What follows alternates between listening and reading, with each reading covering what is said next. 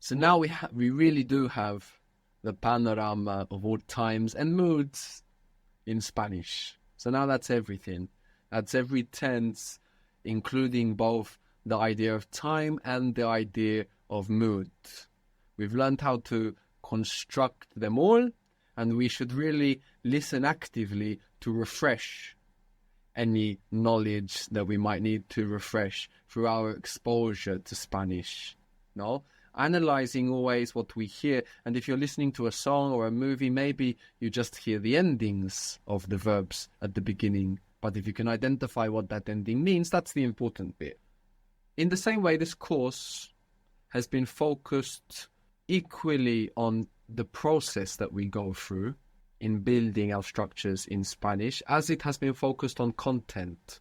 So half of the point of this course has been content, has been teaching you Spanish, and the other half has been how to manage Spanish, how to manage these elements that we've learned, how to think about this information and how to relate to information generally in a new way, how to find things that you think you might have forgotten. We've also looked now and then at some irregularities in Spanish, verbs or other words that don't follow the rules that we learnt. Now, the older the language, the more irregularities it tends to have. Spanish, effectively being modern Latin, is quite prone to irregularities. But the irregularities can be made sense of within themselves. You can group together irregularities. So whilst throughout the course we were looking at the odd irregularity as it popped up, now at the end of the course we are going to tidy up the irregular verbs. So there are a group of verbs which we can call the go verbs. These are the verbs that use go instead of o for the I form. For example, how do you say to have? To have, for possession. Tener. Tener. And I have? Tengo. Tengo. So this go pops up for the I version, but only for the I version. How do you say he has or she has? You formal have? Tiene. Tiene. And you informal? Tienes. And they? Tienen. Tienen. And we? Tenemos. Tenemos. So the go is only popping up for the I version. What was to come? Venir. Venir. Good. I come? Vengo. Vengo. So here we have the go again. But he comes? Viene. Viene. They come? Vienen. You informal? Vienes. We? Venemos. Venimos. Venimos. Good. So we have this go popping up just for the I form.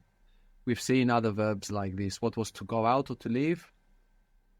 Salir. Salir. And I go out or I leave? Salgo. Salgo. To put? Poner. Poner. And I put?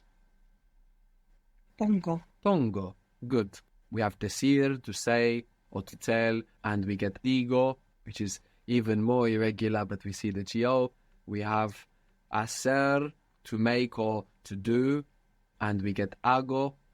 Oír, which means to hear, oír. And we have oigo, I hear. Traer, traer means to bring, and I bring is traigo. So to bring is T-R-A-E-R, traer, and then I is traigo. It takes an extra I. So here we get traigo. Traer is interesting because traer means to bring, but when it forms part of another verb, we can translate it like tract. For example, extraer means? Extract. Good. How would you say attract? Atraer. Atraer. Contract. Contraer. Distract. Distraer. Good. I distract. Distraigo. Distraigo. I distract. Or you could say I get distracted. Me distraigo. Good. So these go verbs are a little bit special and they behave quite irregularly, but more or less in the same way. One of the things they do in the same way is that in the mood tense, instead of switching vowels like the rest of the verbs do in the mood tense in the present, they go from go to ga. So whilst in the normal present this go only pops up for I, we have tengo, tiene, tienes, tienen, tenemos. The ga for the mood tense is for everybody. So we get tenga for I, he, she, it, and you formal. How would you make it informal? Tengas. Exactly. So if you were to say, I want you to come, I want that you come, speaking informally. So I want that. Quiero que. Good. Now we want you come, and we want the mood tense version. So it's a go verb. So our base for the mood tense is venga. So if you want to speak informally and say, I want that you come, I want you to come. Quiero que vengas. Very good. Quiero que vengas. And you will hear actually in Spain, venga, venga, venga. They use it all the time, meaning come on, come on. Venga, vale. They say vale as well in Spain. Venga, vale. You will hear this all the time. When a Spanish person is hanging up the telephone, you can hear 15 of them. Venga, vale, vale, venga, venga, vale. So this venga that you will hear around a lot will be a nice hook to remember that this go goes to ga. Actually, when somebody is answering the phone in Spain, you might hear diga or dígame. What does that mean? Dígame. Tell me. Yes, the mood tense by itself is an order. For a positive order, then we have the me after the verb, dígame. So you will hear people answering the phone like this in Spain. Tell me, dígame. So traer was to bring. What is I bring? Traigo. Traigo. And what is you bring, speaking informally? Traigas. This is the mood tense, but we don't want the mood tense. We just want you bring informally. Traes. Traes. Good. But if you say I want you to bring it, how would you say that?